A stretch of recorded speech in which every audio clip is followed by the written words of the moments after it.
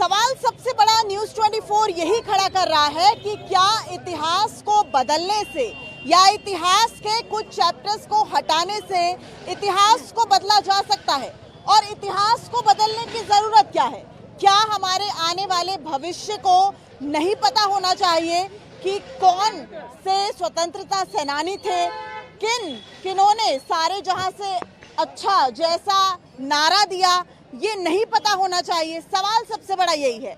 अब एनसीईआरटी के बाद दिल्ली विश्वविद्यालय ने अपने सिलेबस में कुछ बदलाव किए हैं, और उसके बाद आप देखिए घमासान दिल्ली विश्वविद्यालय में एक बार फिर से मच गया है। और एनएसयूआई का अब ये विरोध है कि आखिर सिलेबस में चेंजेस क्यों किए जा रहे हैं और कुछ चुनिंदा बदलाव ही क्यों किए जा रहे हैं। क्या विरोध है? देखिए, दिल्ली विश्वविद्यालय के सिलेबस में अल्लामा इकबाल जी को हटाना, वो इकबाल साहब जिन्होंने सारे जहां से अच्छा हिंदुस्तान हमारा, हम बुलबुलें हैं इसकी, ये गुलसिता हमारा जैसा नारा दिया, इस देश की एकता की बात की, अपने देश को अपनी शायरी में कितने अच्छे तरीके से पुरोया। आज इतिहास को बदलने का आप काम कर रहे हैं।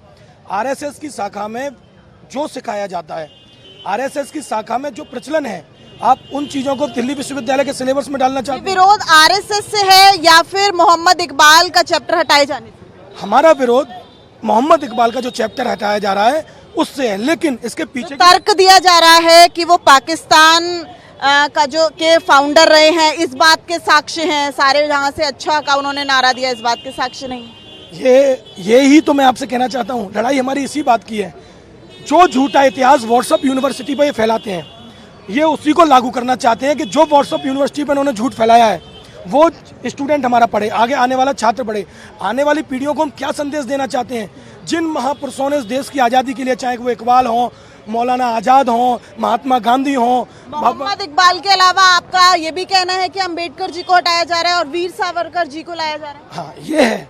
डॉक्टर भीमराव अम्बेडकर जी को आप हटा रहे हैं चैप्टर से, लेकिन वीसी कह रहे हैं ऐसा कुछ नहीं है। वीसी से अभी हमारी अंदर बात हुई तो हमने उनको ये चेतावनी दी, उनकी बैठक में, मीटिंग में आया है, एकेडमिक काउंसिल की मीटिंग में आया है। हमने ये चेतावनी दी है क्या आया है कि अंबेडकर जी को ऑप्शनल करके वीर सावरकर को उसमें जोड़ा जाए। हमने ये चेतावनी दी है विश्वविद्यालय को, हम इसे कतई बर्दाश्त नहीं करेंगे। अच्छा, वीर सावरकर, अंबेडकर और महात्मा गांधी, इन तीनों को लाया जा रहा, ये तीनों आ रहे हैं, ये कहना है वीसी सर का, और साथ ही साथ उनका ये कहना है कि ऑप्शनल है, जिसे पढ़ना है वो पढ़िए, जिसे नहीं पढ़ना है वो ना पढ़िए। आ कहाँ रहे हैं? वो तो पहले से ही थे। वीर सावरकर को ऐड नहीं, वीर सावरकर को ऐड ऑन कर रहे हैं, ये मामला है। तीनों को नहीं कर रहे, वो तो पहले से ही थे। वीर सावरकर को आप ऐड करके क्या इतिहास देश को बताना चाहते हो कि हमारे महापुरुषों ने माफी मांगी, और जिसने माफी मांगी, या आप उसको अपने भाषा में सही घोषित करना चाहते हो? ये इतिहास हमारे देश का नहीं है। दिल्ली विश्वविद्यालय देश का बड़ा विश्वविद्यालय है, आप उसके सिलेबस के साथ छेड़छाड़ कर रहे हो। हमारे देश की क्रीम यहाँ पे पढ़ने आती है, हमारे देश के जो मेधावी छात्र हैं वो यहाँ पढ़ने आते हैं। अच्छा, आप उनको गलत इतिहास। विरोध इस बात को लेकर भी है कि एक एकेडमिक काउंसिल बना दी जाती है, उसमें कुछ चुनिंदा मेंबर्स रख लिए जाते हैं, अब वो तय करेंगे कि सिलेबस में क्या होगा, यानी कि तेरा इतिहास कुछ और, मेरा इतिहास कुछ और।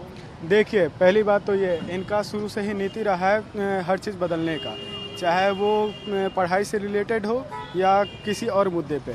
हमारा ये पूर्णतः, अगर कोई हमारे देश के लिए अगर कोई भी आंदोलन या देश की आज़ादी में जिनका योगदान रहा है, अगर उनको हटाता, तो हमारा निरंतर ये रहा है कि हम विरोध करें, उनके खिलाफ दर्ज। अच्छा, एक और जो सेंटर है वो भी बनाने की बात की जा रही है कि जो विभाजन के समय में जो स्ट्रगल फ्रीडम फाइटर्स ने झेली है उसको भी सामने लाया जाएगा। हालांकि एकेडमिक काउंसिल के कुछ मेंबर्स ने कहा है कि उनको सामने क्यों लाया जाना चाहिए, उससे जो विरोधाभास है, जो खाई है, वो और ज्यादा गहरी हो सकती है। नफरत की राजनीति जो चल रही है इस देश में, उसको लागू दिल्ली विश्वविद्यालय का प्रशासन कर रहा है।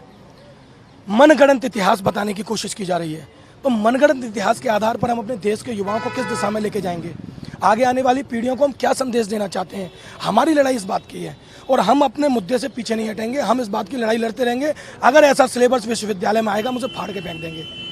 हम ये सिलेबस नहीं चलने देंगे, किसी भी कीमत पर नहीं चलने देंगे, जो हमारे देश को गलत इतिहास की तरफ ले जाएगा, आने वाली पीढ़ी को गलत इतिहास बताने का काम करेगा। एक बड़ी छोटी सी बात मैं इसमें ऐड ऑन करना चाहूँगा कि एनएसयूआई का एक कार्यकर्ता और दिल्ली यूनिवर्सिटी का हर एक छात्र इस बात को पूरी मुस्तैदी से, इस बात का ख्याल रखेगा कि ये यूनिवर्सिटी छात्रों से और छात्रों के हिसाब से चलेगी, आरएसएस की किसी शाखा से इस यूनिवर्सिटी को हम चलने नहीं देंगे। अब सवाल इस बात को लेकर लगातार खड़ा किया जाएगा कि आखिर सिलेबस में बदलाव तो किए गए हैं, लेकिन क्या छात्रों से भी राय मशवरा किया जाता है? जिस तरीके से एनएसयूआई अपना विरोध जता रहा है और जाहिर तौर पर दिल्ली विश्वविद्यालय है, उसमें हर तरह की विचारधारा के छात्र हैं, अगर वो उस सिलेबस से संतुष्ट नहीं है तो क्या उन्हें भी लूप में नहीं लिया जाना चाहिए?